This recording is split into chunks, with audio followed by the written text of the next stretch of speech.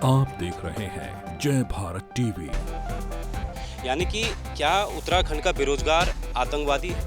क्या हम सारे युवा आतंकवादी जो एक मुख्यमंत्री हमसे मिलना नहीं चाहते? उत्तराखंड एक बेहद छोटा राज्य है और इस राज्य में आप जानते हैं कि भर्तियों की संख्या भी बेहद कम है, क्योंकि 7 लाख फिलहाल प्रदेश में बेरोजगार हैं, जो ना तो संविदा में है, ना आउटसोर्स में, ना पीआरडी में, ना कहीं है।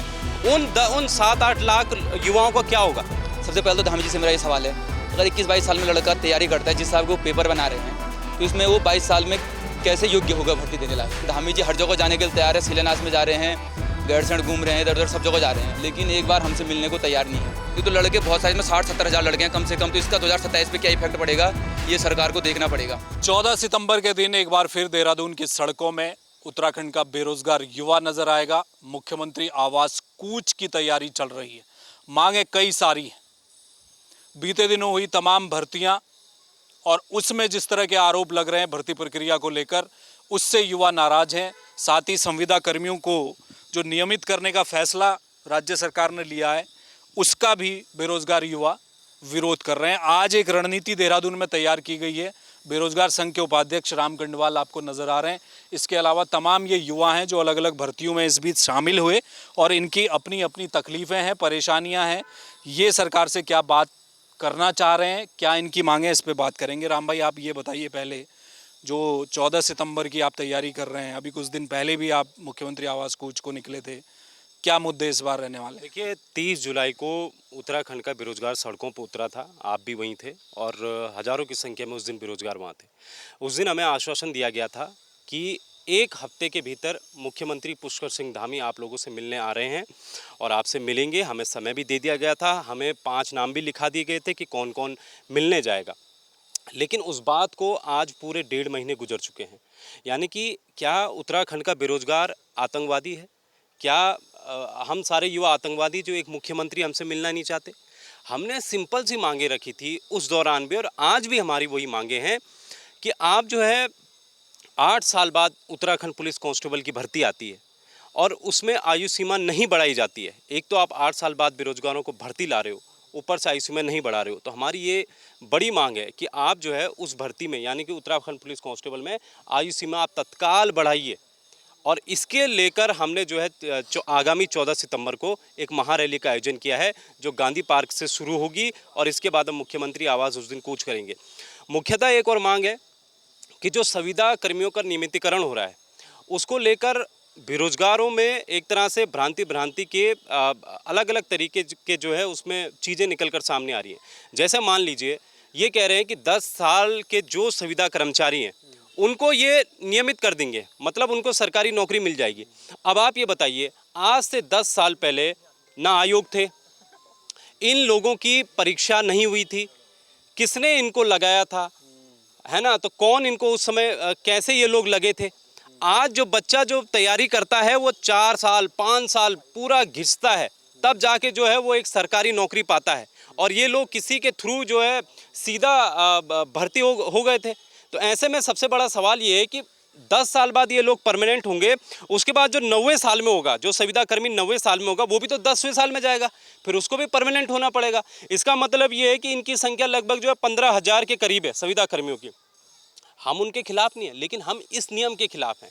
आप जो है फिर कल के दिन आउटसोर्स कर्मचारी बोलेंगे भाई हमें भी 10 साल हो गए। इसमें तो राम भाई कोर्ट की भी रूलिंग है ना, कोर्ट ने भी तो एक ऑब्जर्वेशन दिया था, हाई कोर्ट ने 10 साल तक अगर आप नौकरी में हैं तो आपको पक्का किया जाना चाहिए।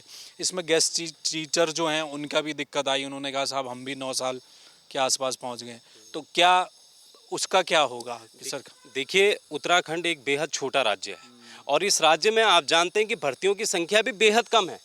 अब ऐसे में मान लीजिए हर 10 साल में आउटसोर्स संविदा कर्मी, कल को पीआरडी वाले भी कहेंगे कि भाई हमें भी मौका दो, 10 साल हो गए हैं। गेस्ट टीचर हैं वो भी कहेंगे हमें भी भैया 10 साल हो गए, हमें भी मौका दो। ऐसे में अगर इन सबको मौके दिए जाएंगे बिना परीक्षा, बिना आयोगों के, तो फिर इन सबका क्या होगा?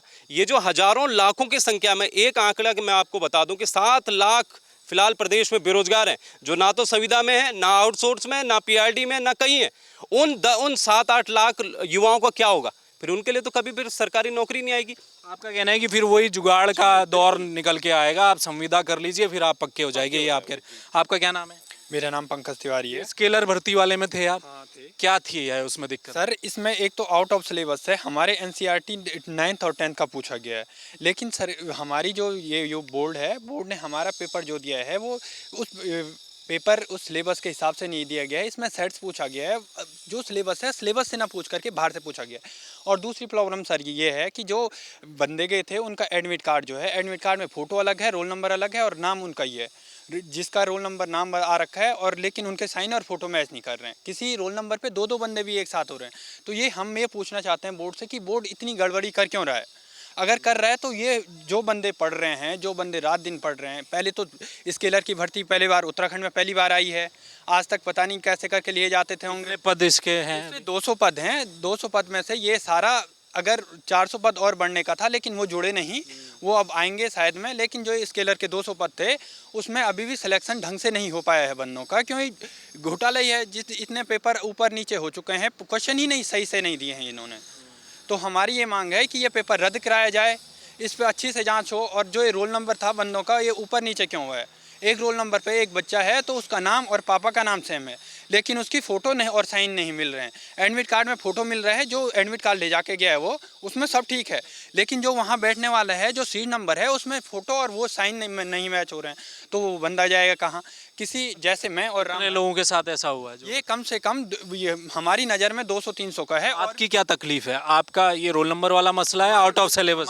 हमारी फ़ोटो भी अलग थी और साथ में आउट ऑफ सिलेबस भी है। क्या नाम आपने बताया? पंकज तिवारी। पंकज तिवारी। कहाँ के आप रहने? मैं चमोली का हूँ, नंदानगर घाट से हूँ। एग्जाम कहाँ दिया था? एग्ज़ाम हमने यहीं दिया था, ये पलटन बाज़ार में। अच्छा। और CNI में। अच्छा।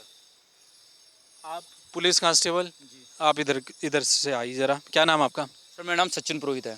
सचिन, पहले तो मैं आपको ये बता दूं कि उत्तराखंड पुलिस के कई बयान आए इस बीच। उन्होंने बोला साहब ये कांस्टेबल भर्ती को लेकर अफवाह उड़ रही है, तो आप वो अफवाह मत उड़ाइए। तो मैं आपसे ये कहना चाहता हूँ, आप बताइए कि असल स्थिति, आपने एग्ज़ाम दिया है, क्या हुआ है आपके साथ? सर सबसे पहली बात तो ये है, पिछली जो भर्ती आई थी 2014 में, सबको पता है। उसके बाद लगभग तुम्हारा 7-8 साल बाद भर्ती आती है। 2021 लास्ट में आई थी भर्ती। उस टाइम पे हमारे जो लड़के थे पिछले, उनकी वो एज मतलब निकल चुकी थी। तो हमारे जो राम भाई लोग हैं, इन्होंने उस टाइम भी आवाज़ उठाई थी कि इस वाली भर्ती में उम्र सीमा बढ़ाई जाए। लेकिन उस टाइम उन्होंने कहा कि इसमें विज्ञप्ति आ चुकी है, तो जो अगली भर्ती आएगी उसमें आपकी बात सुनी जाएगी और उम्र सीमा बढ़ाई जाएगी।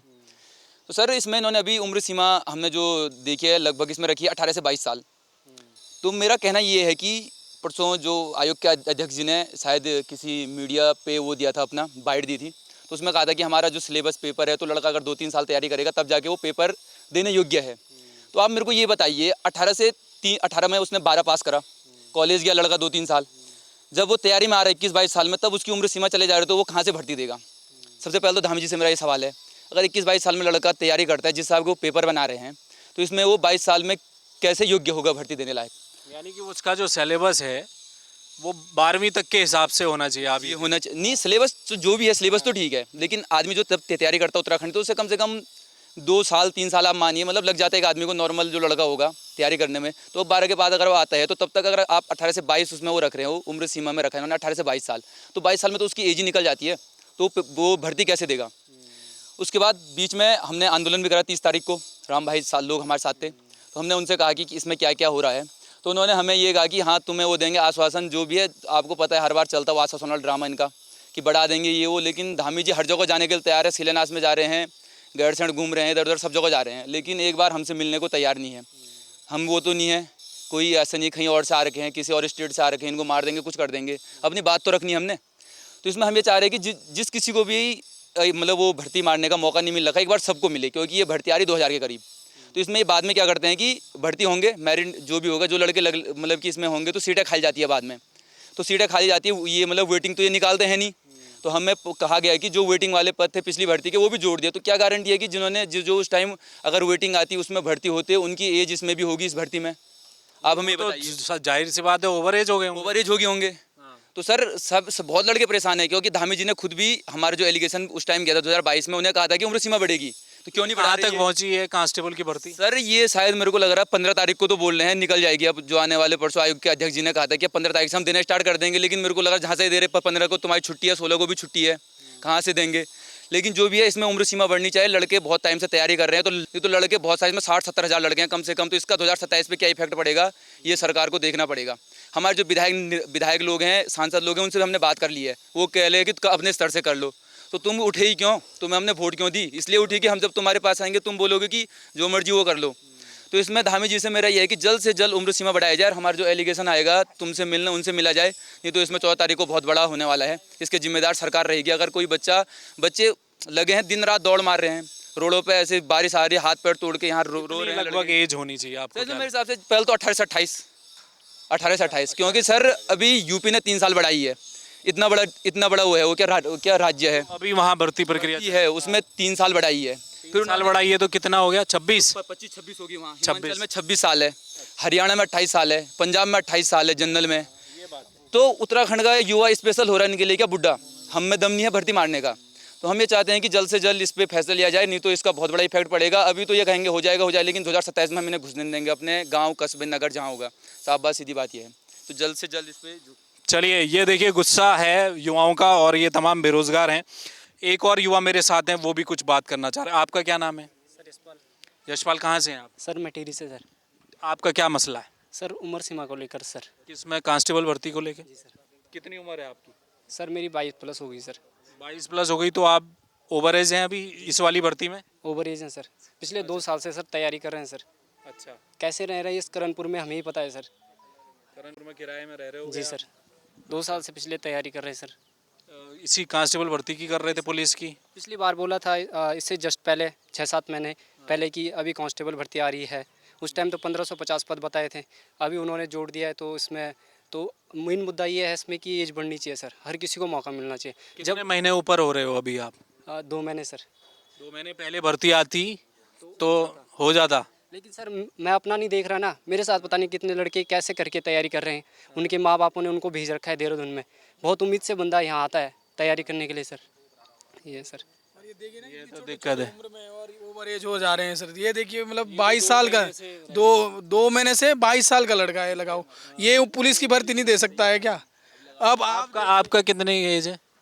23 हो गई मेरी। तो आप भी नहीं है इसके एलिजिबल? नहीं, इसके लिए नहीं।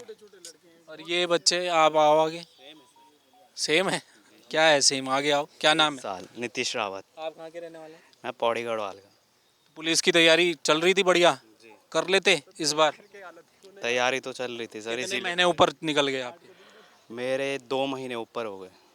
मतलब 22 से ऊपर निकल गए आप। 2-4 महीने पहले भर्ती आती तो हो जाता। जी तैयारी पूरी थी? जी, चल रही थी तैयारी। अच्छा, तो आप क्या चाह रहे हैं आप सरकार से? तो हम चाह रहे हैं कि एज में छूट मिले हमें। थोड़ा उम्र सीमा बढ़ जी जाए। बढ़े। कितने साल बाद आ रही है कांस्टेबल की ये वाली? ये कम से कम 7-8 साल बाद आ रही है भर्ती।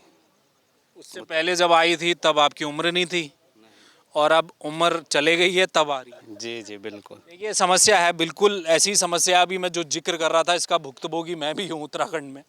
पीसीएस की एक परीक्षा जब शुरुआत में दी, उसके बाद फिर आई नहीं, और जब आई तब करियर शिफ्ट हो चुका था। तो ये किसी न किसी युवा के साथ ये सब कुछ होता रहता है। लेकिन ये एक व्यवस्था जो चल रही है हमारे राज्यों में, सरकारें जिस तरह से एक तरफ से बेरोज़गारों का आंकड़ा बढ़ रहा है, दूसरी तरफ से बैकलॉग के पद हैं उनका अंबार लगते जा रहा है। ये बहुत बड़ी दिक्कत उत्तराखंड में आने वाले समय में आने वाली है। समय पर भर्तियां नहीं आएंगी, युवाओं को मौका नहीं मिलेगा। जब मिलेगा 2 महीने पहले अगर भर्ती आ जाती तो आप देखिए हज़ारों युवा ऐसे थे जिन्होंने सपना उत्तराखंड पुलिस का देखा था, उनका सपना यहीं पर चकनाचूर हो गया। जिस परीक्षा की वो तैयारी कर रहे थे उसमें 2 महीने की वजह से वो अटक गए हैं। अब तर्क युवाओं का बिल्कुल सॉलिड है, शानदार है। वो कहते हैं कि यूपी में 26 वर्ष हो सकता है, हिमाचल में हो सकता है, दूसरे राज्यों में हो सकता है, तो उत्तराखंड में भी कर दीजिए। 1 साल बढ़ा दीजिए, 2 साल बढ़ा दीजिए।